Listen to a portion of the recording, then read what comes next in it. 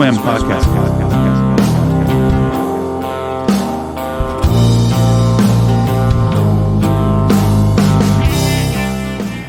All right, how's it going? Welcome to Swim Podcast Episode 4. My guest on this one is Scott Ian of Anthrax. Whilst he was over recently in London, he was doing like promo stuff basically for the new Anthrax album, For All Kings. But as I'd interviewed him about a week before, maybe 2 weeks before, on my show on Radio 1, I felt like we'd probably just be going over the same ground. I didn't really want to do that. And I asked if he was cool, if we could do the podcast and talk about other stuff other than the album. And we do go into it a little bit at the end with regards to like the video that they put up online recently. But that was in relation to other stuff we were talking about.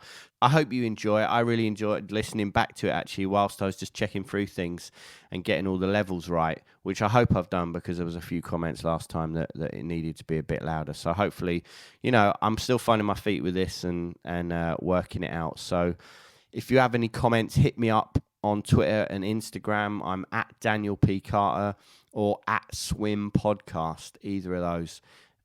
This is Scott Ian. Check it out.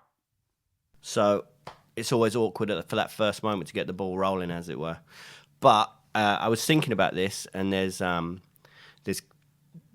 couple of things that I hold really close to my heart about Anthrax. And the first thing was the first ever big show I went to was you guys at Hammersmith Odeon. It was actually on my birthday as well. It was when you had Testament was supporting, so it was when the Among the Living. Yeah, and it was when I think you filmed the video there. Yeah. So that's always been, that was my whole introduction into that world, which was an amazing thing. Cool. Which I hold very dear. And then the second thing was, which is weird, was an old band that I did with some buddies a while ago. Ended up using a sample at the start of the record, and it was from when you took Kirk Hammett to CB's to see Crumbsuckers. Uh-huh. And you know that audio's online where they get him up to play Hub Run. Right. And I think it was like Tommy Carroll. Yeah. Yells, I can't remember what he said, but he like, yells something about Kirk can get off the stage or something. Yeah. And then Billy set him straight, as I recall in the audio. Oh, and really? Billy Milano's like, that's what you get for being a dick, Tommy. Oh, really? Yeah. So that's...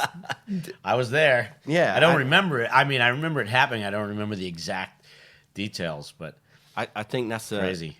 I think that's one thing that I'd like to talk about, that whole point in history, because I think something that we take for granted now is that, you know, even, you know, people listen to everything now. And I think your band had a big part in obviously with Bring the Noise. That was a big deal. But when you go back even further, and I've, like, you know, you read about some of the stuff about those sort of matinees that were happening at CB's when the New York hardcore scene was coming through. Mm-hmm. It was really two distinct groups, wasn't it? Like you had CB's, and it would be all the punk kids and the skinheads and the hardcore kids, and then you had, was it Lemoore in Brooklyn? Uh-huh. Which was where all the metal shows were, right? Yep. But it was weird that people didn't feel they could go to both, because if you turned up, I remember reading some stuff like if you turned up to those shows and you had long hair. Yeah, there was no crossover back then at all. I didn't even know about... I think, look, I had obviously heard about early punk rock because I was a Ramones fan, but they had already, even in the late 70s, they had already kind of transcended punk. I mean, I saw them on TV on the Sha Na Na TV special, if you remember who they were. They were like a 50s cover band kind of thing. They had their own TV show back home then, and I saw the Ramones on that show. And then it wasn't long after that I found out the Ramones were from Queens, not far from where I was living growing up as a kid. I was 15 years old. And then I saw him play Queens College around 79 or something like that. So, but, and of course I knew who the Sex Pistols were, but it wasn't my thing. I was a hard rock and a metal kid. I had long hair. So it wasn't until 82, it would have been 82, I think, I went with Neil Turbin, the first singer of Anthrax. He was more connected to Manhattan than Danny Lilker or I was. We were much more Queens kids.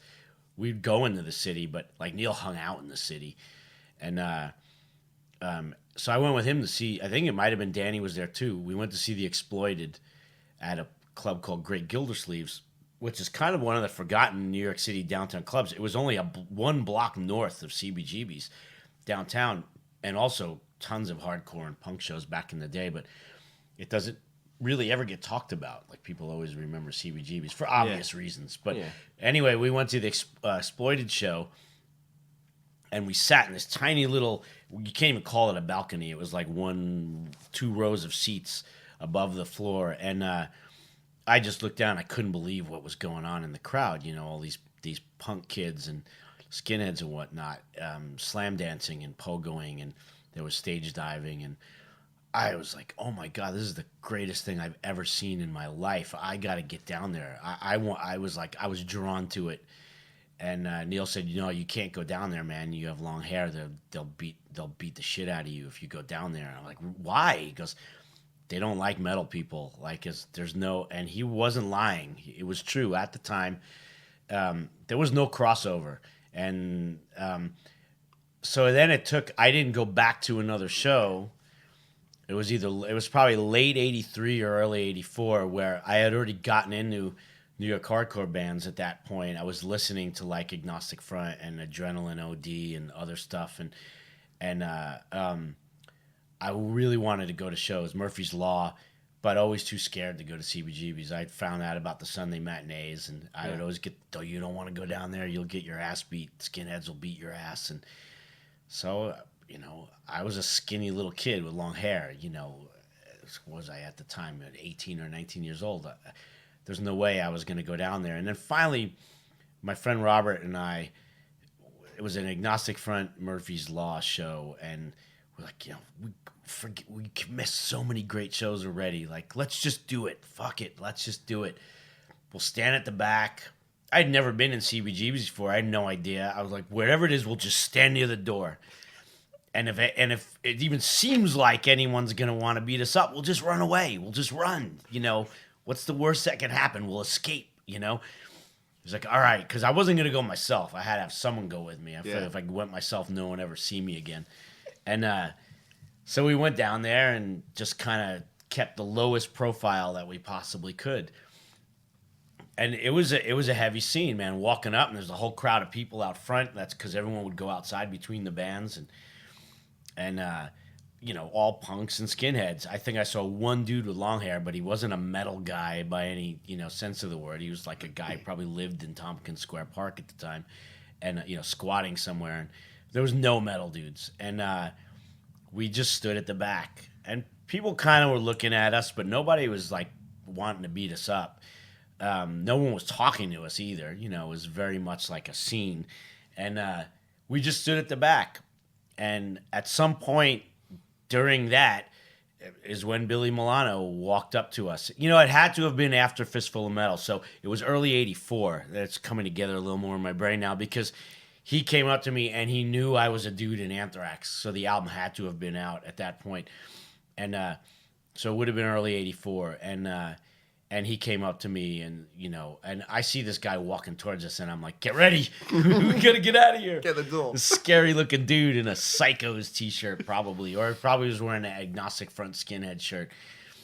And he's like, aren't you the guy in Anthrax? I'm like, uh-huh. You know, please don't kill me. And he's like, I'm Billy Milano. I play bass in the Psychos. I'm like, okay. He's like, do you want to come meet the guys in Agnostic Front? And I'm like, uh-huh. And I'm thinking, like, is he just luring us backstage so they could beat us up? But it wasn't the case at all. Everyone was super cool. And but he said, no, you're right. I said to him afterwards, I thought you were going to beat me up. He's like, I'm not going to beat you up. Other people in here want to beat you up. He goes, but now you know us. So if they want to beat you up, they have to go through us, and nobody's going to fuck with us. You know, because Agnostic Front were the kings of, you know, so it's like nobody's going to fuck with them. And from that point on, that was it. Like, that was my entry into hardcore matinees. And I was there every Sunday. if I was home, which was most of 84, 85, even 86, because we weren't a touring band yet. It wasn't until like late 86 and then into 87 we started getting busy touring. But those like 84, 85, 86, I was there every Sunday practically. And man, and there at the Ritz, everywhere, Gildersleeves, anywhere there was a show, Danceteria. That was, I was a spectator. I will never claim New York hardcore. I was not OG. Like, yeah, I was one of the first metal dudes for sure, if not the first metal dude. But that's people had already been going to shows there for 3 years before I showed up. That whole thing had started years before. I was just a fan who was lucky enough to meet some really cool people and get accepted. And that totally opened my mind to a whole other world of music, which then, of course, came out through the music I was making and the T-shirts I was wearing and all of that crap. And, but yeah, it was an amazing, amazing thing to get to be a part of and to witness and to be there to see some amazing shows back then. It was incredible. Yeah, it was an incredible scene, and I think it's interesting to see that people can't even probably comprehend that that's the way it was back then. That it was like, you like this, your hair is this length, you don't come anywhere near us, and vice versa. But then it was like people from that scene then started going over to see. And then there was this weird cross pollination. Yeah, well, and funnily crossover. enough, it was actually the skinheads in New York were the most open-minded people at that time, even more so compared to the punks and the metal kids, because the skinheads totally look, more and more long hairs and metal people started showing up at CBGBs. I wasn't the only one who was intrigued by this hardcore sound and was in love with this sound, but was like kind of scared to go to shows. Slowly but surely, more and more people started taking that risk on a Sunday and realizing, hey, nobody's beating me up, But yeah, by 85, when the scene started to get trampled a bit by metal kids, then that's when there was more schism, because the scene was it was changing. Some people didn't want change, but you can't stop change. Yeah. But when the hardcore people started coming to metal shows, because we started inviting all our friends to come see Anthrax play. Like, we'd play the Ritz, and we knew that, okay, the security there for a metal show, they're not going to understand. Like, they're going to beat on the kids if they come over the barricade and try and stage dive and all this. So we would get, like, Jimmy from Murphy's Law and this guy, Big Charlie, who was a big scene guy back then, and a guy named John and a Wrecking Machine, and Billy and all these guys, and they would bring a crew down and they would work security because they knew how to treat the kids if they were coming over the barricade. Just to stop kids and getting just to whipped. handle it. Yeah, Wow. yeah, stop them. So we started inviting our hardcore friends to our shows, and they would, not only would they work the stage, but they would also be stage diving and doing stuff. So, 1,500 metal kids would be seeing like Jimmy from Murphy's Law stage diving at an Anthrax show going, whoa, that looks like fun.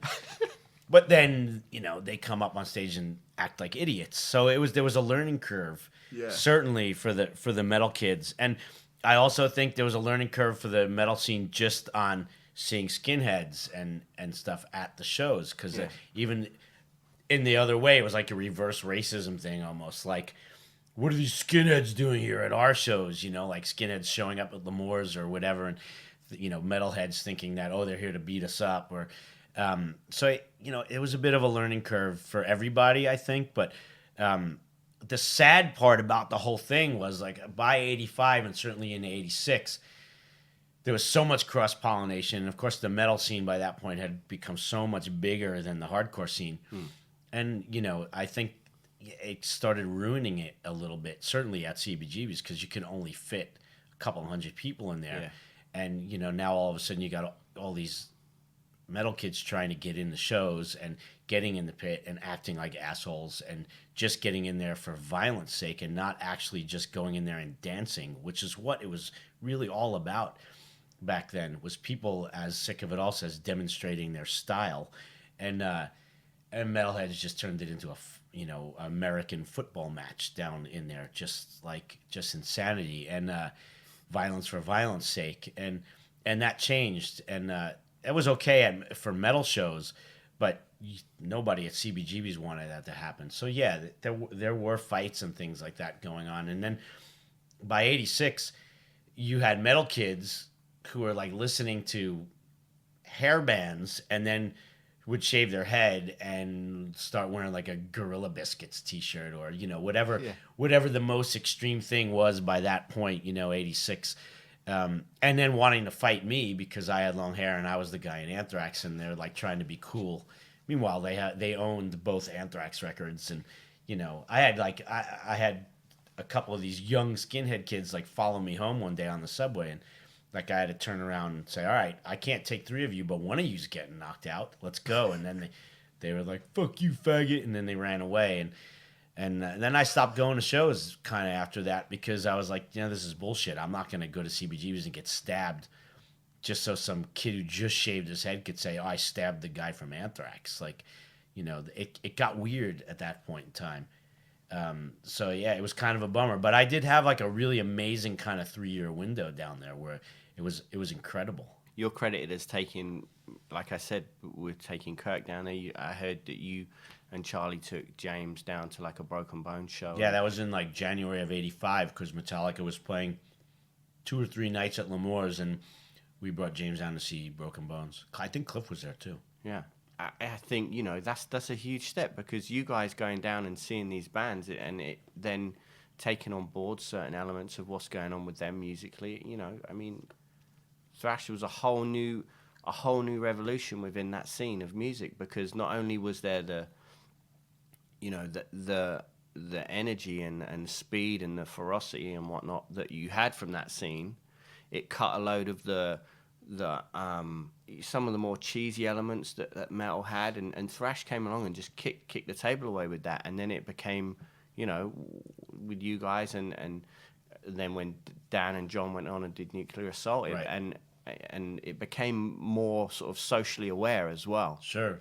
And that was a big deal, I think. It predates that because it was already going on the West Coast too. Like if you go back, watch the Institutionalized video from Suicidal, and like you see Tom Araya in that video, So there, and those guys from the beginning too were, you'd always see Jeff or Dave wearing like a DRI shirt, and so it was happening on the West Coast as well. I obviously can't speak for going to the shows because I wasn't there in '83 and '84 going to punk shows, but certainly Slayer, certainly Jeff was way into that stuff too at the same time. So yeah, we were all listening to the same stuff, whether it be West Coast stuff like DRI and Suicidal, or you had Corrosion from North Carolina. You had even predating the New York stuff. Like I was in the Discharge before I was in the Agnostic Front. I hadn't even heard of Agnostic Front yet. I was already listening to Discharge and Exploited and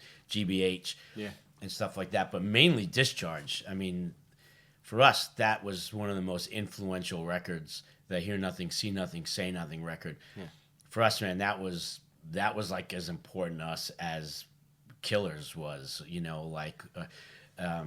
it was, or Ace of Spades, or that Discharge record was like everything for a while. And I know, James was well into that too.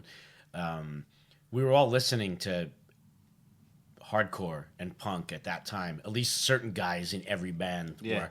Not everyone in Anthrax. Like at the time, Joey and Danny weren't listening to hardcore music. It was me, Charlie, and Frankie were listening to it.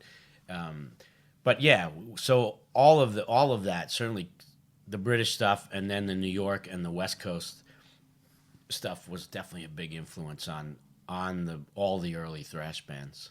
Yeah, I mean, that's such an exciting time that it created this whole new genre within metal. And I mean, and then the same thing didn't happen again until years later, right, when with the new metal thing. And again, that was because of New York bands from kind of that sort of scene, I guess, with like stuff like Helmet and Unsane and Quicksand. Yeah, of course. I mean, yeah, it's funny because you and you can even go further back because Walter, who was in Gorilla Biscuits and then went on to form Quicksand, and then that influences a whole another scene that comes out of that. Like it's pretty crazy. Yeah, it's an interesting thing, man. And then as I said, the thing with with Public Enemy, which is probably another huge part of the start of the next new genre to appear in metal. Like, when you think about it, When you think about it, I am responsible for all. you've done everything. You made everything. I am responsible for all of heavy metal. Exactly. I'm even That's what I'm trying responsible to for say. Sabbath because we could segue into Doctor Who. Corey and I actually have a TARDIS. We just don't tell many people. And I actually one time took the TARDIS without telling Corey, and I went to Birmingham, and I'm responsible for Tony Iommi's hand injury. I made that happen so he would then have to tune the strings down and create heavy metal. Well, we can laugh about it, but it's true enough though. With the Public Enemy thing, I remember at the time it was such a big deal. People hadn't done. Okay, you can look and go, well, there was the Aerosmith Run DMC thing, but the difference of that being was, and nothing. Look, I'm a massive fan of both of those groups. Yeah. That was put together by Rick. Yeah. That was his thing, and that was a rap band covering a rock song. We were a metal band covering a rap song. We went the other direction, and then we took it on tour around the world, which was a big difference too. Run and Aerosmith never took it any further than kind of like the novelty single, which is amazing. It's an amazing piece of music. It still stands up today like as one of the most important moments in rock music. Yeah. And would Bring the Noise have happened without that? Yes, absolutely. Because we had already done I'm the Man. We had already written I'm the Man even before, I think, Walk This Way was even done. So, I would put it this way. I was listening to Run DMC before Aerosmith was. Yeah, I was buying their 12-inch singles and then was lucky enough to know people who worked at Def Jam and like a couple times even was like hanging out at Rick Rubin's apartment in Manhattan a million years ago and would like go to his apartment and listen to records. So, that's another scene. I was listening to that stuff the same time I was listening to hardcore and the same time I was listening to metal. In the fall of 1981, when I started college at St. John's in Queens, on my Walkman, I was either listening to Killers or Run DMC or, some kind of punk record, that's all I was listening to. I would just walk around campus skipping classes, listening to music. Yeah. Till I finally dropped out. So I was listening to all of that at the same time, always. All of it moved me the same way. Yeah. And how did the whole SOD thing come about? Because that was obviously, as you've said, you mentioned Billy coming over and initially being this scary dude.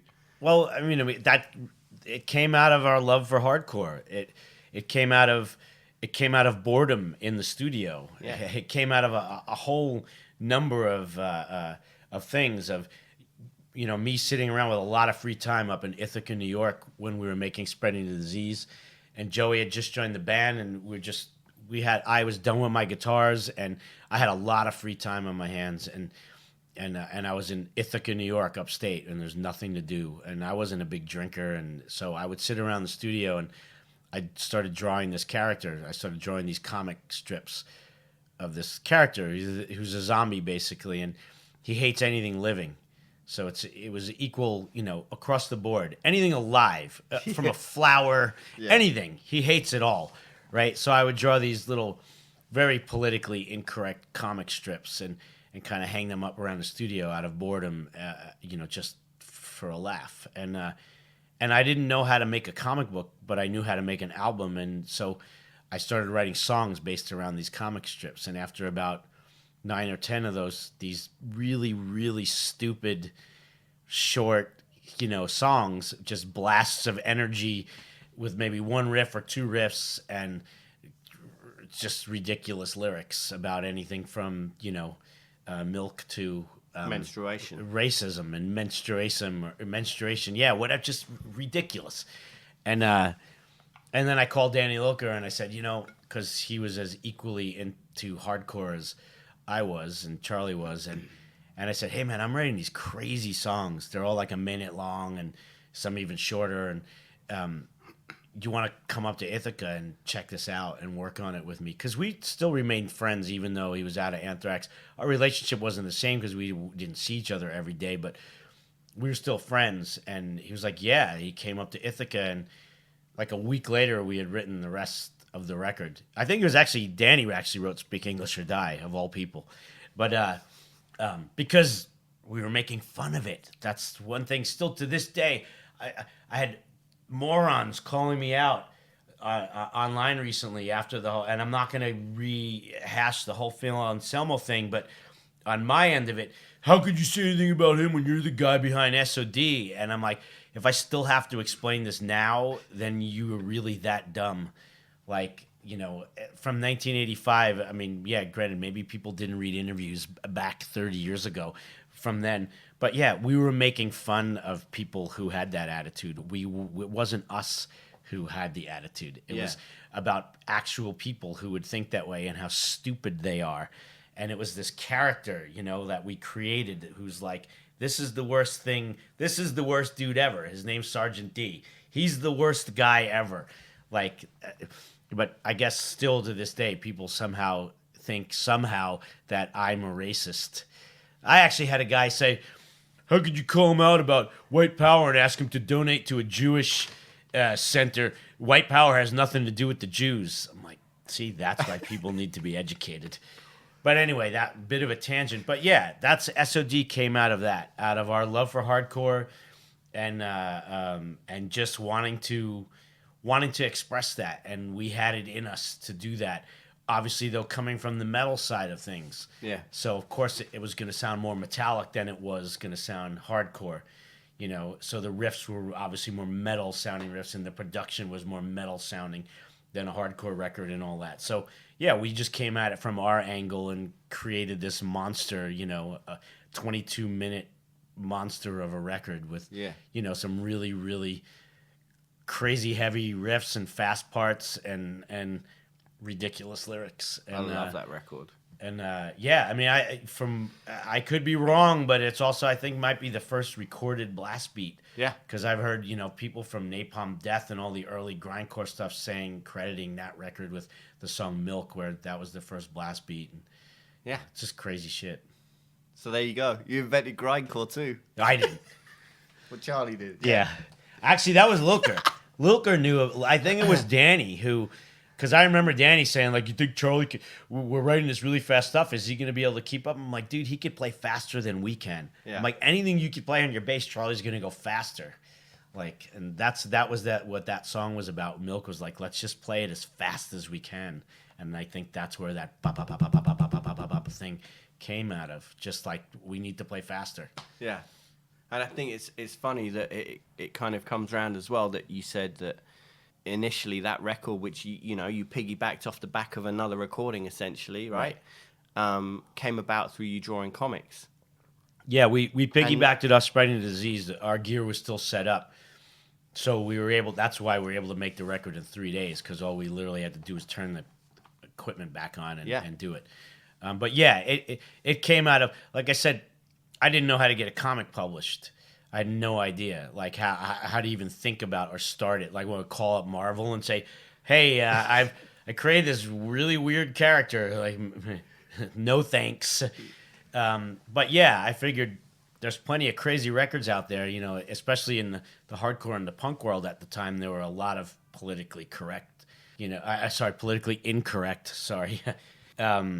lyrics out there at the time. So I figured, well, let's just make an album of this insanity and see if people get the joke or not. Because we didn't care one way or the other. It made us laugh, and that's all that mattered. Yeah, and that's a ballsy move as well, I think. Like, people do it in comedy and it's accepted. But even then, it's weird how comedy, you are allowed to push those boundaries a little. Do you know? I think it is a very fine line, because I understand what you mean.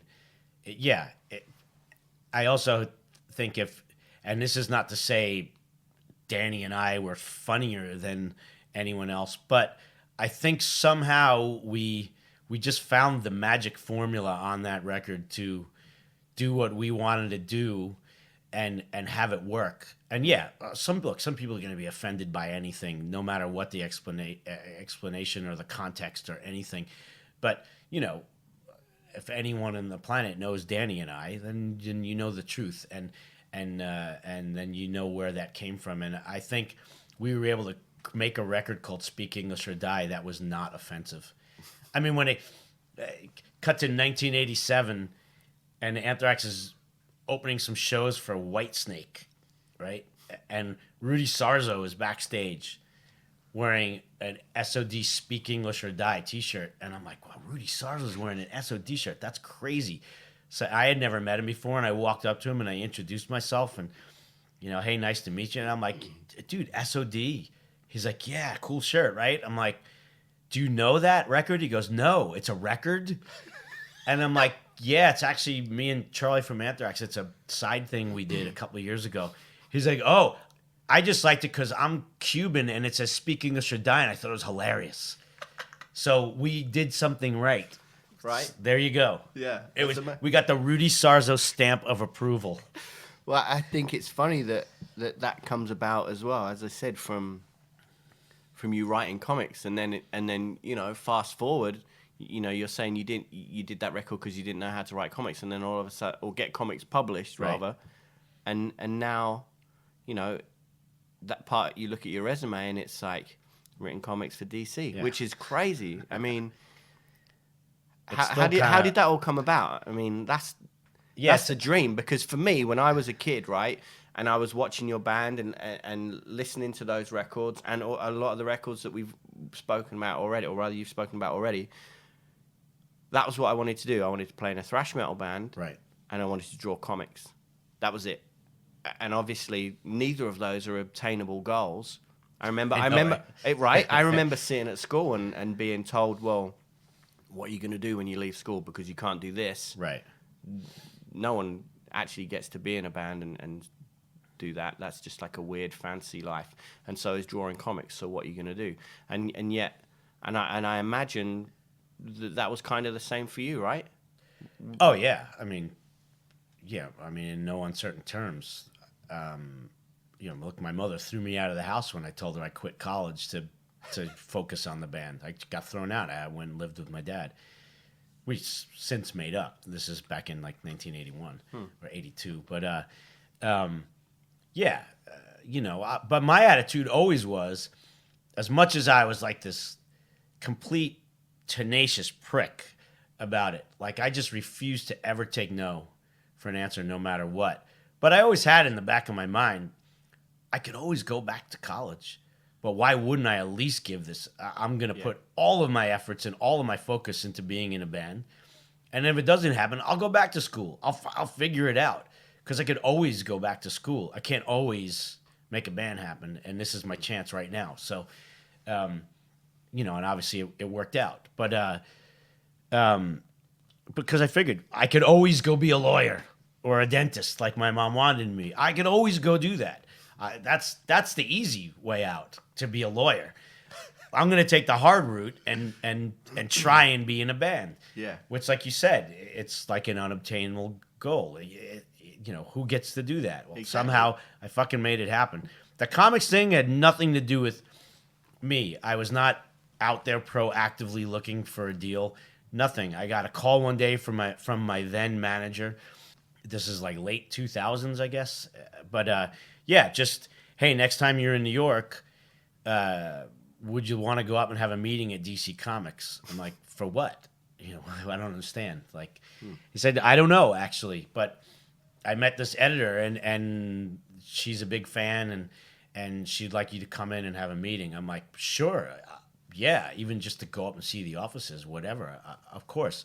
So it was about a month later. I was going, because I live in California, so I was going to New York for something band related, and I set up this meeting. And I walk in, and I'm sitting in an office with like 4 or 5 editors, and they're like, "So look, we're all fans, and we read a lot of stuff that you put online." And because at the time, like, I had a blog on suicidegirls.com. I used to write a food blog, of all things, because I'd go on these crazy food adventures around the world, and not specifically food adventures, but because I travel so much. One of the and I benefits like of touring. to eat well. So years ago, I decided I get to go to all these places. I'm going to find crazy shit to eat. And so I would write about those things when I'd be on tour and whatnot. But they're like, we write stuff you have online, and we're all fans, and your lyric writing. Anyway, we think you have a point of view, and would you like to write a comic? And I literally like turned around to see if they were talking to me, because I was like, what are you talking about? Like they're like, well, we know like you did Sergeant D, and we just feel like you have a point of view. Would you be interested in trying to take a DC character and writing a comic? I'm like, yeah, but I don't have fuck all idea. Like, I don't know how to even start. Like, I don't know how to do that. Writing a food blog is one thing, but writing a comic book, or like writing I Am the Law, that's just like writing a book report about a comic I like. Yeah. I was writing about existing things that happened in the Judge Dredd world. I wasn't creating new scenarios for Judge Dredd. And they're like, it doesn't matter. If you're interested, just think about it, and you'll work with one of the editors here. And I'm like, all right, I'm definitely interested, And I said, so what characters? And they said, anyone in the DC universe. I'm like, I can write a Batman story.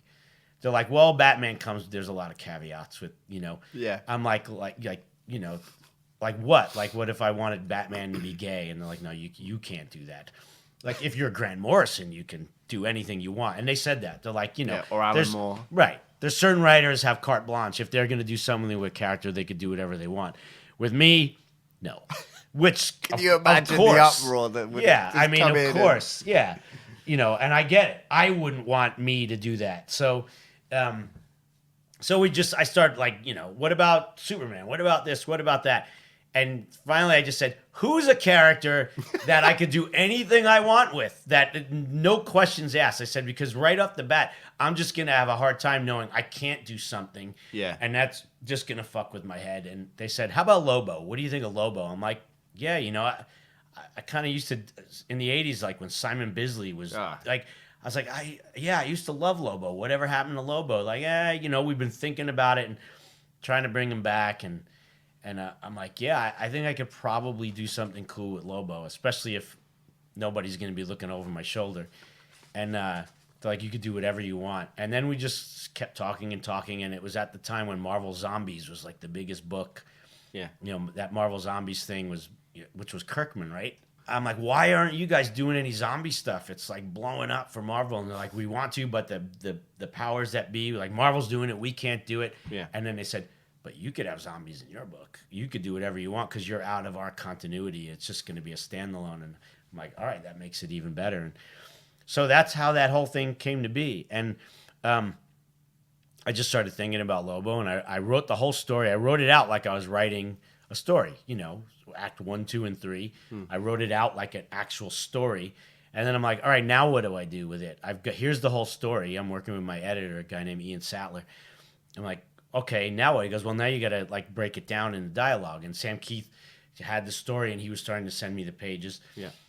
His art's great. Oh, I love it. And I would say like, well, and I would give some directions about like, well, no, I need this to happen sooner, or maybe this should be a splash page, or blah, blah, blah, blah, blah. But generally, Sam was on it. He didn't need my help.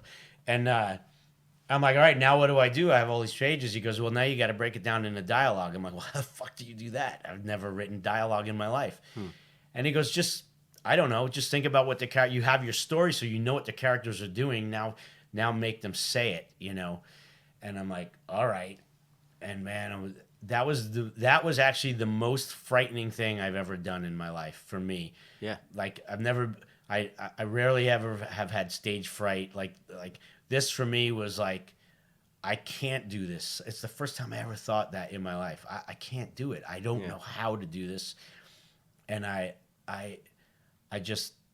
kept like, all right. And I would sit down and I would stare at it for an hour, and anything I thought in my head that I was going to put into a word bubble, everything just sounded so cheesy to me. And like I was like, oh my God, this is the worst thing ever. I can't do it. I can't do it. I can't do it. And I kept procrastinating, and like a month went by, and my editor's like, all right, you have anything? Like, what's going on? I'm like, oh, I'm doing it. I'm like 20 pages in. I hadn't written a word, right? To the point where I was finally just going to, I can't do this. I was going to say, look, I wrote the story. get you do it. You do the dialogue or get another writer to take my story, and it could be story by and then whatever. Just but I don't know how to do this. I would sweat. I would break into a cold sweat every time I tried to write the dialogue because I thought it sounded so terrible. Well, it's an interesting thing, isn't it? Because as I understand it, like you've grown up with comics, so you know the medium, you know it inside out because you've been a huge fan. Right. But then to actually be put on the spot within that world, yeah, and I just didn't know how mind-blowing. to do it. Like I've written lyrics and I've written stories, but I don't know how. And it seems like it would be the simplest thing in the world to write how it's people talking to each other. One person says this, and then the other person says this, and it seems easy until I'm trying to do it, and everything sounds so terrible in my brain. And then, but then you have to put it into context, right? I guess, But it might have been actually a conversation I had with my wife Pearl, where she was just like, just say it how you would say it, just put yourself in their shoes. Like if you were Lobo and you were if you were, just say it how you would say it, put it in your own words. The story, what they're doing, so just say what they're supposed to say. And then somehow that opened the door for me. And like 2 hours later, I had 40 pages written out of like the 120 pages I had to write or something. And I was really into it. Like, just like, holy crap, like, I think this is pretty cool. And I called my editor and I'm like, I'm ready to show you something. And I flew to New York 2 days later with like, at that point, like half the book. I think I had book 1 done and I had started book 2. Yeah. And it's on these big pieces of paper, and I used the little Post-it notes, and I'd stick the Post-it notes on and write, the dialogue. So I'm this big thing I carried on the plane, like I was carrying the Holy Grail, like, oh my God, if anything happens to this. And I get to the office, and I sit with him in a conference room, just me and him, and I act out the whole thing. I read all the characters and voices and everything. And, it took, 10 minutes, 15 minutes, and he's like, dude, you fucking nailed it. He goes, I just sat here and I have like 3 notes. Like, he goes, you fucking nailed it. Like, you really understood like and I'm like, wow. He goes, how did you do it? I said, it's just me. Lobo is me, except I'm not a murderer of billions of people. But it's just me. It's me. Everyone is me. And I'm just reacting how I would react.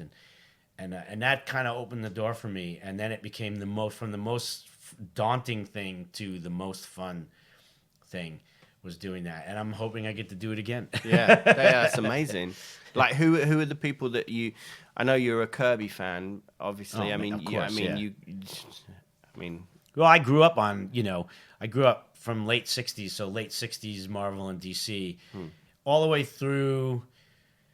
I stopped seriously collecting early to mid 90s is when like I stopped going to shops once a week, but I still kept up with a lot of titles. But by the time the late 90s rolled around, I was like kind of out. Comics had kind of lost me for whatever reasons. My life changed, everything, whatever, things changed. But yeah, I mean, for me, my heyday is 70s Marvel and DC, and then of course the Renaissance in the 80s with Alan Moore and Frank Miller and all, of course, all that stuff too, which is still the best comics ever written. I mean, still nothing will ever equal Watchmen or Dark Knight. Like, still, to me, those will always be the those are the holy grails of comics. I agree. And there's been amazing stuff since, tons and tons of amazing books. But, for me to be there, like I remember buying Watchmen issue by issue as it was coming out, that was like the greatest thing in the world, getting those every time you got a new issue of Watchmen. Yeah, just monthly, mind blowing, because that was a medium being changed issue by issue. It was, and still to this day, everything that's done in comics now, even now in like 2016, is all because of Alan Moore and Frank Miller.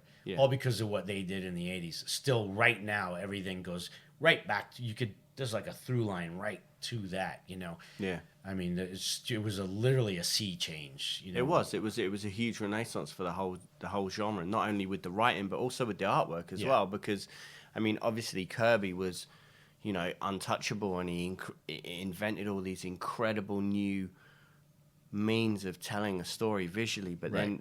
then, at that time, you had people like Bill Sienkiewicz and Frank Miller himself, and then people like Dave McKean who Yeah. came along and just blew the doors open. yeah. Yeah. And What people don't realize too is because people might say, "Oh, whatever, you're just being old school or whatever." But I started reading comics in the late '60s, all the way through religiously up until '86. So when those comics came out, it was a revolution because the dialogue in 99% of comics up until Miller and Moore was not that. It was, comics had really kind of, especially in the early 80s, really started to take a nosedive. Like the quality was really getting bad.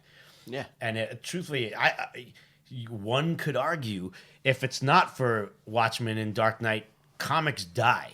Yeah. Like comics as a medium could have went away at some point, if it wasn't for those books. Yeah, I agree. I think there were these really pivotal moments like Killing Joke and whatnot, which just incredible. Just made people go, actually, this is a valid art form, and and it became like vital again. And then everything since then had to live up to that to a certain degree, and it would be like, okay, and then so then you did Lobo, and then you did the Demon. Well, it's not. I've written it, but it's not. I don't know what's going to happen with it. It's something that's still kind of just sitting in limbo at this point at DC. Okay. It's obviously something you want to get out, and I would love to. Would you want to do more of it? But when DC moved from New York to Los Angeles, a lot of people who worked at DC made the choice to not make the move, and my editor being one of them. So my book just kind of got lost at this point. I ended up meeting Brian Azzarello at Boston Comic-Con last year, and we got into talking, and I told him about the book and everything, and that's the whole thing done, right? Well, the story's written. Yeah. But no, I need an artist, and I need pages, and then I'll break it down. I'll break the dialogue down. But I sent the story to Brian Azzarello, and obviously he has a little bit of juice up at DC. So he told me, he said, I could probably make this happen. And we were texting back and forth, and he read the story, and he gave me some really amazing notes, which I couldn't. I was like, God damn it, Brian Azzarello is like giving me notes. Like, this is insane. And so I'm actually working now with some of the notes he gave me to change some of the story. And I'm hoping then once I change it, when he's not so busy working on the Dark Knight now with Frank Miller, maybe he'll somehow be able to have a minute to get my little book pushed through and out somehow. Who would you, in an ideal world, who would you get to draw it? That's hard. Yeah.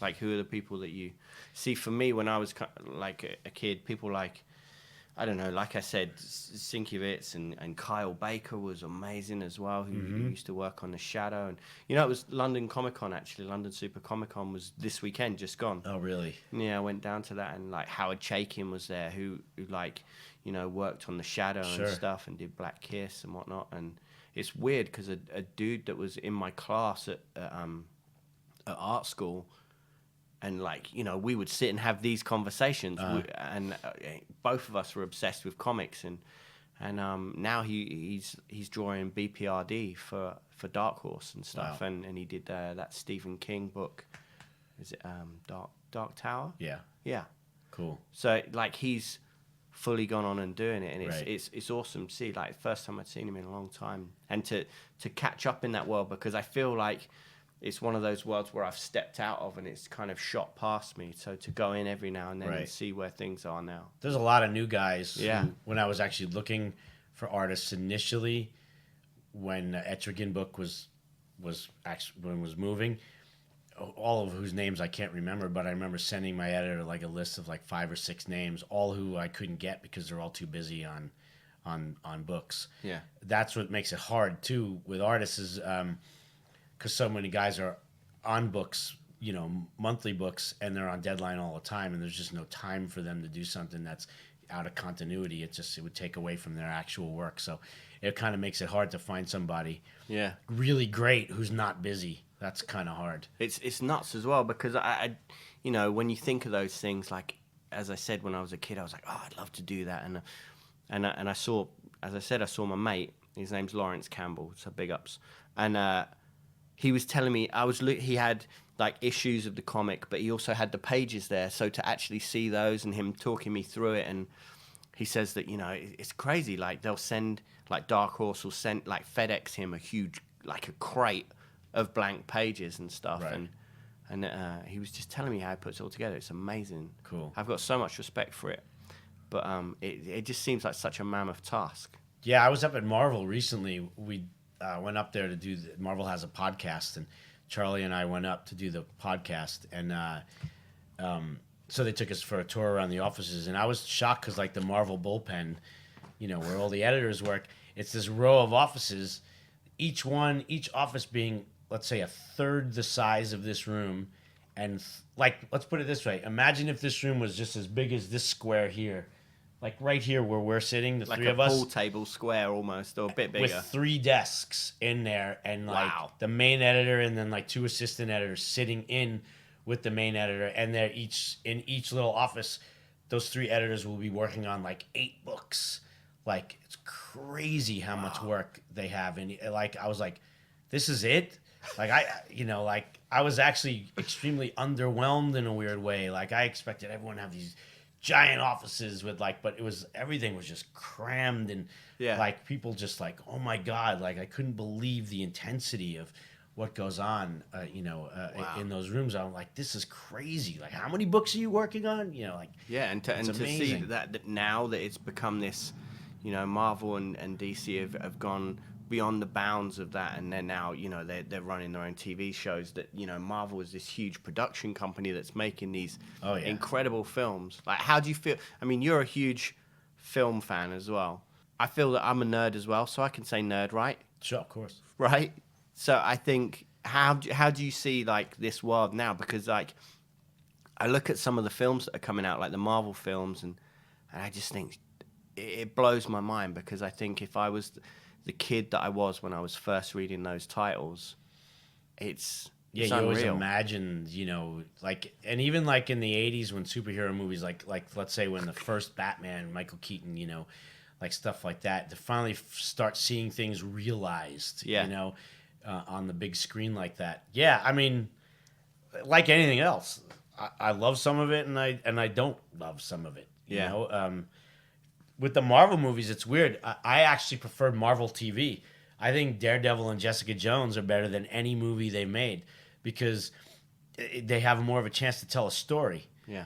I find these days, especially in that kind of genre, whether it be sci-fi, or comic book, or fantasy adventure, or whatever, something like Game of Thrones, I just think that type of medium is better served in a serialized format, because you could really take your time and tell a story. Yeah, there are some great 2.5 hour comic book movies, but for me, there's more bad ones than there are good ones. Still, even like for me, the Avengers, the first one, I was entertained. By far was not my favorite comic book movie. There was like 10. I can think of 10 comic book movies I liked better than the Avengers movie. Avengers 2, I hated. I hated it. Yeah. Like super bummed and like about the whole thing. Like just like, what, really? Like I was really bummed on that movie. But I loved, let's say, like I just rewatched the first Iron Man because my son watched it for the first time the other night. That movie's great. Yeah. I watched it 2 nights ago. Totally holds up. Rewatched the first Spider-Man with Tobey Maguire. Not as good as first Iron Man, but still I was entertained. Yeah. Even now I could laugh at the Green Goblin mask, whereas back when that first came out, that stupid mask, oh my God, I was laughing out loud in the theater. It was so bad. But at least looking at it, I was like, wow, who thought that was a good idea? Yeah.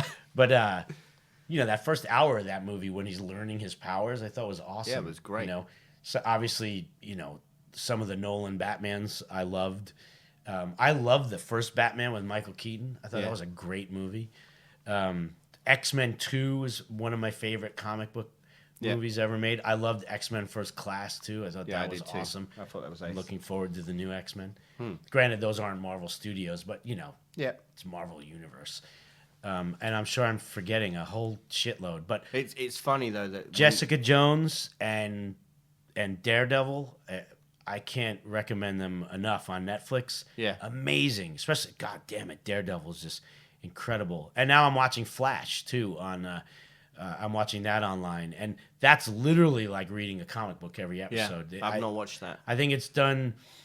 You have to don't expect it to be like it's not a Christopher Nolan. It's not dark like that. This is a much more kind of upbeat, comic booky. If anything, more in my wheelhouse of '70s type of writing. It's that kind of more Kind of of like schlocky and it's not even schlocky's not the right word. Maybe edging on campiness and kind of villain of the week type of thing. And they're always solving a case, and of course there's one story running through the whole thing. But for TV, it's great. Even for TV, the effects are good. Like all the performances are all good. The writing is good. Like I really feel like I'm just watching a comic book every episode. well, it's funny that you say about the effects, obviously, because then that brings us around to Bloodworks, which is some of the stuff that you've done. Did that come about through, like, because you did obviously the Walking Dead stuff?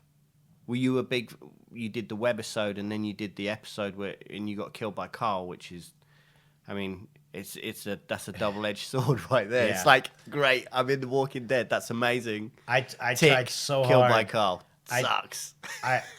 I was working Greg Nicotero so hard on that, going, dude, let me bite Carl. Just run that up the ladder, and let's you totally kill off Carl in this episode. I will be the hero. You would. I would be Everyone would. My walker. I would be the best walker in the history of walkers if I'm the one that bites Carl. Let me have this, please. It would be so amazing. He's just laughing at me. He's not gonna happen, by the way. But the backstory of the whole thing. And that's nothing against Chandler Riggs, the actor who plays him. He's a perfectly wonderful human being. He doesn't write it. Yeah. The backstory of the whole thing is I get a call from my agent saying, hey, you're in New York? Yeah. Well, they're going to shoot a pilot for this show that AMC is going to shoot this pilot for a show that's going to be like a talk show to air after The Walking Dead. And they're asking if you'd want to be involved in that. I'm like, yeah, that sounds great. I don't know who would ever watch that show, or what that even means, but yeah, I'll go check it out. And I knew the dude Chris Hardwick, who was the other guy doing it. I've known him forever, stand-up comedian, writer guy, and so we shoot this pilot in New York, and basically what it is it's like we pretend we just watched an episode of Walking Dead, and now we're talking about it. And then my gig on the show was I was the field reporter, where I get sent out to the set. So at the time I got sent out, not right at the same time, but then I got to go to the set where Greg Nicotero was shooting these webisodes between season 1 and 2 of Walking Dead. He shot this 6-episode web series, and I got to get made up and walk and do the whole thing. And so that was and they cut that into like a little 2-minute package, and I'm like, here's my day on the set, Which how'd is that rad. go, Scott, and all that. And Yeah. so we shoot this pilot episode, for what was to become The Talking Dead. I don't know if that airs over here when you guys, probably not. At home every Sunday when Walking Dead airs, right after it is The Talking Dead. Cool. Well, this little weird idea for a show where we're going to talk about the show we just watched is now one of the highest rated shows on TV, because Walking Dead is so massive and so much of the audience just stays tuned. So sadly, my field reporter guy on the show, when they decided, yes, we're going ahead with the show, but it's just going to be Chris hosting it, nobody else. So at the time I was like, how could I even be bummed? I don't even know what I'm losing. I'm not losing anything. Yeah. Who cares? I don't even know what this show is. Of course, it's massive, and I'm like, damn it. I wish I would have been on that show. But it was about a year later or something, I get an email from Chris Hardwick saying, hey, man, because Chris started Nerdist Industries, nerdist.com. And It's a go-to place for all things nerdy, whether it's movies, comics, gaming, everything. And I think he even had a show on over here for a while in the UK on TV for a while. He had his own show here, but anyway, Yeah. Nerdist.com. And he said, "Hey man, what do you think about doing a show like what you were gonna do on Talking Dead, but it'll just be your own thing where you go like hang out on sets or hang out with effects guys and we learn shit and see effects done and get killed and whatever. Like we'll figure it out. But are you interested?" I'm like, "Yeah, anytime I could do anything with horror, like get into that world, Yeah. of course. That's not a job. That's just fun." And so that's how the whole show came together. Because Chris just thought, okay, you did this cool thing and no one ever got to see it. So why don't we make a show based on that idea that AMC decided they didn't want? So that's how my Bloodworks thing, came together. And I've done a whole bunch of, there's like a lot of episodes now. I don't know, 20 something episodes probably. And I'm just starting a new season of them.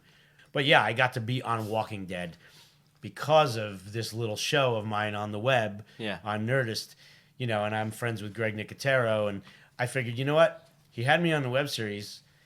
I'm just going to hit him up, see if we could do the big show. And I just said, "Hey, you think I could ever come be a walker on the?" He's like, "You could come to Atlanta anytime, dude. I'll get you made up." And I'm like, "Okay, I would do that. But what about bringing the show?" Because I had already done a show with Nicotero where we went to K&B. We went to the shop, and he let me bash zombie heads and stuff.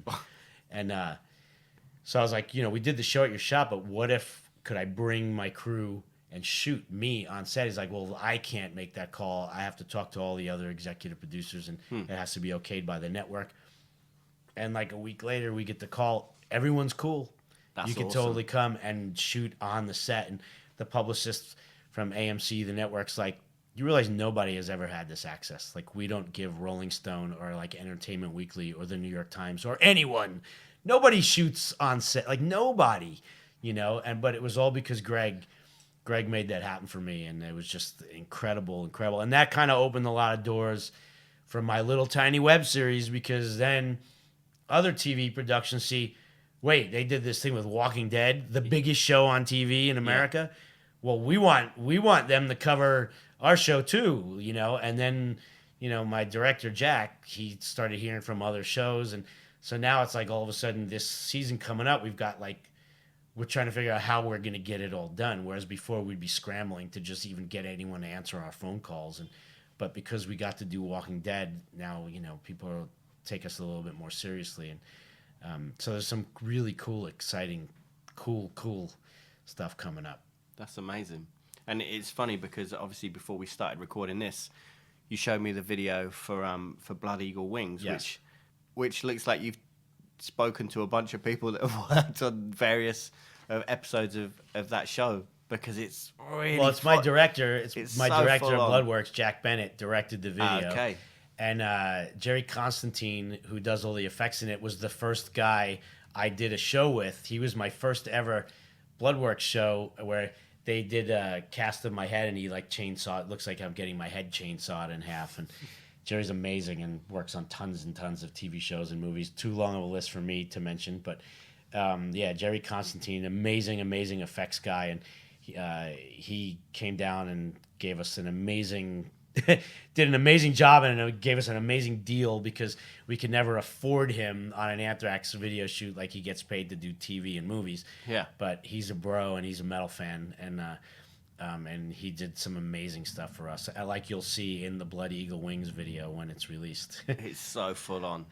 I couldn't believe it. And that's not the finished version, but it just looks, it's definitely not safe for work. Well, what's cool is like these days, where you don't have to worry about MTV anymore. Not that we ever did. It's not like Anthrax ever got MTV love. We would get played on Headbangers Ball, or on specialty shows, but now that none of that exists anymore, really, like, who cares? Why not make the videos you want to make and do something, that fits the song? And this video is the exact concept. I was in this very hotel that I'm sitting in right now back last June of 2015 with insane writer's block. I was over here to host the Metal Hammer Golden Gods, and I had 4 days off. I came over early with the specific intention of I got 4 days to work on lyrics, because when I'm at home with my son, I don't want to get anything done. I just want to hang out with my son and my wife. And I came over here early to have 4 days of just, I'm going to be by myself in London and I'm going to write. Get shit done. And after I got a little bit of shit done and then I couldn't get anything done. And again, I'm talking to my wife. She goes, get out of your room. Go for a walk. Get out. And I've been to London a billion times. I love the city. So I'm like, all right. And I just started walking around from here. And I ended up down by the tower. Like I walked for hours, just walking, meandering, just brain, just. And I got into this idea of, the bones, the blood and bones that any modern city that's been around for millennia, what these cities are actually built on. Yeah. When you think about it, when you think about that, and I just had this idea, of like, it's all of the blood and bones buried underneath this city that enables this city to fly in a sense. And then I had just recently seen an episode of Hannibal where they talk about blood eagle wings. And that was the first time I had ever heard of that. I never had even heard. I was like, how am I at 51 first hearing about this? Oh my God. Like, that's the fucking sickest thing I've ever heard, right? Yeah. So somehow that concept of blood eagle wings tied in with this idea of the murder of millions of innocents in the name of whatever, whether it's London or Paris or Rome or New York or Los Angeles or anywhere in the world, any great city, what that city is truly built on. And it all just tied together in my head. I came back to the hotel and it was like, just got that song out of me. And I called Pearl. I was like, wow, you told me to go for a walk. Holy shit. What an intense walk I just had. Like I get millions of ghosts in London just like following me around. And so I explained that whole concept to Jack, and then he took my lyrical concept and turned it into this masterpiece of a 8-minute movie you're gonna see soon. Yeah, it's amazing, and I think it sums up that whole thing perfectly. The ending is incredible, especially. But yeah, it pays off. Yeah, stay with it. Yeah. All right. Well, I think we've done an hour. Cool. Which has flown, but it's been a pleasure. Yeah, right on. Pat, it's like no time at all. Right. Cool. Thank you, man. Cheers. I love doing podcasts. I did, you know who Mark Maron is? Yeah. The WTF. I talked with him in January, and it comes out this coming week. They held it for album release week. Amazing. And that was I've known Mark forever, like since the late '90s, like Largo comedy days in LA, and we've known each other forever. And then Brendan Small does this once a month thing called Baked in LA, where it's comedy and music, and I've done both with him. I've played guitar and I've done stand up, and Mark's on a lot of the shows too because he does stand up too, and he's a really good guitar player. And he's like, I got to get you on the show one of these days. And I was really excited because besides Mark being great, it's like the biggest podcast back home anyway. Yeah. So I can't wait for that to come out. And the conversation was really good. I actually got him to tear up. It's like an achievement. Yeah, I feel like I've been talking about doing it for like a year and a half or something, and it's. I listen to Rogan and I listen to Duncan. Do you listen to Duncan Trussell? I don't listen to anyone's. I don't have time. I have a hard enough time watching the TV shows I want to watch or reading the books I want to read. Or it's just. I find I listen when I'm driving, but I like the format that it's like voyeuristically sitting in on conversations. Right. I think I'm gonna do Rogan's soon. That would be sick. Yeah. Yeah. We know him from when we were on a TV show, News Radio, that he was on in the mid '90s with like Phil Hartman, and I don't know if that was ever on here or anything, but it was a TV show in the mid '90s about our news radio station. And lots of people went on the like big acting careers from that show. Of course, Phil Hartman, from The Simpsons and Saturday Night Live, who was murdered by his wife. But me, John Bush, and Frankie got to play ourselves on an episode where the main character decides she's had enough of doing news radio and gets a job at MTV. And her first interview is with Anthrax, and she totally fucks it up. She pronounces Pantera, and like we just totally rip on her for that. And Joe Rogan was on that show. He was one of the main characters on the show, and so I met that guy way before MMA or any of that stuff. What a trip though, man! To be getting to do all these things. Yeah, like the longer you stay around, the more weird music. things happen. Yeah, I mean right. it's. especially when you put yourself out there. I'll let it be people know, they see that I do other stuff. So once in a while, like, these weird doors open. Now I just hope I can meet Stephen King. That's like the last thing. I just want to meet that dude. We're gonna try and get him the right liner notes for my next book. I'm working on book 2 right now. And what's it about? It's about me. It's actually more just, it's gonna be stories. It's gonna be crazy rock stories. Well, that's not even the right way to put it. I hate the cliche of it's crazy tour stories. Because it is, but at the same time, it's more than that. It's I had still a list of like probably 20 really, really amazing tales that just aren't even in my autobiography because contextually and just things just didn't fit. Yeah. And I wouldn't have been able to spend enough time when you're telling that tale to take like a left turn. So I just kept a list of things that I knew, and then I started writing those stories out, and I sent them to my editor, and I said, "What do you think for book 2?" And they greenlit it immediately. So, rad. Because I've got some fucking killer stories that people don't know, and they're like outside the realm of just like that. It's mostly not metal stuff. That's the thing. It's not pigeonholed into just us hanging out with Exodus and trashing a dressing room. Who cares? Yeah. There's just a lot of just killer stories. Yeah, man. I think that it's a beautiful thing to be in the position to do something that you've always loved to do and always, as a kid, look at and think will be, as I said at the start, a thing that just seems unattainable when you look at, when I was looking at Maiden and stuff, I never thought I'd get to do some of the things that I've done, but it's an incredible thing, and everything that comes off of that, it blows my mind. I think people want these kind of stories too. When man, people I read love these it. rock books, it's what they want the most. So I got to tell the life story with a lot of really cool tales in it, but there's so much not in that book because we couldn't have an 800-page. Like, if it was up to me, my book would have been like 800 pages, and 300 of them would have been photos too. Like, when I first submitted the photos for the book, nobody told me what to do. So I need photos from like birth till where the book ends in 2011. So I must have submitted 400 pictures with captions for everyone. Took me like a week and a half editing down to that much even. Yeah. Which I really felt told the tale through the book. So if you're reading the book and then you get to the photo pages, oh, here's what he was talking about, this and this and this and this and this. It was like 400 photos, all captioned, and my editor's like, this is fucking amazing. Usually you have to like pull teeth to get people to even do anything. He goes, the problem is, normally a book's going to have 16 photo pages. Yeah. Right? He goes, that's it. He goes, this is about, 128 photo pages. Do you know how expensive your book?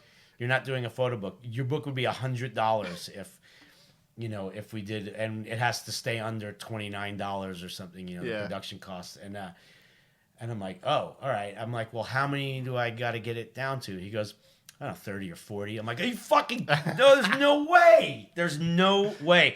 I said, I'm telling you right now, it's impossible. I cancel the fucking, I'm not doing the book. Yeah, how do you edit that down yourself? To me. I got it down to, we went through like 3 edits, and I got it down to whatever it is now, which is around 90-something, just under 100 photos, I think, maybe, that are in there. And even that was more than they wanted, and the book price jumped $3 or something based on that. But, it was like unbelievably difficult for me to do that. Oh man, I look forward to the second one. I love the fuck. I don't even give a fuck. Change my words. Change the story. I gotta have these pictures in here. People want photos. Yeah. So I think one of my favorite ever things that happened when I was recording, I did excuse me, I did an album with Terry Date, and as we were coming to the end of tracking, and vocals were getting done, I was sat in the lounge, and I had one of those moments. I was like, I'm making an album with this guy that's made albums for all these incredible artists that I grew up listening to, and I started. Another one we almost worked with. He's a sweetheart, man. but yeah, and then I was listening to all this different stuff, and he walked in to get a beer out of the fridge, and he stopped, and he went, "Oh, I've not heard this in age. I can't even. I think I was listening to Handsome at that point, and he was like, I've not heard this in ages." So he came and sat down and he cracked his beer, Right. and we listened to the song, and then he told me an incredible story about when they made that album. And I went, I'll be honest with you, I was in a anyway, I was in a certain mindset, and I was like, I'll be honest with you, man, I've been listening to a bunch of your different albums, and I'm having kind of a moment. And he was like, what else have you been listening to? And I was like, I was listening to Pantera. And he was like, put it on. So I put on a song, and then he'd tell me this amazing story about when they were tracking and like even in pre-production. And then we'd finish that, and I'd be like, and he'd go, what else? And I'd be like, I listened to this Deftones. And Awesome. that is one of the most incredible moments I've ever had in music. I love those You stories, should get man. him on your podcast. I should do. But I don't know that he'd necessarily want to talk about half those That's things. true. But exactly. That's the problem. That is the with problem. a lot of people is they can't tell their story till after they retire. I know plenty of people who are going to put out the best books for our generation. People are going to put out some of the best books ever once they're done touring. Yeah, it's true. When you can really tell the stories. Or you have Right. to wait for people to die as well. Yeah, Yeah. exactly. Yeah. All right. Thank you again. Oh, you're welcome. Nice It was one. fun. Yeah, man.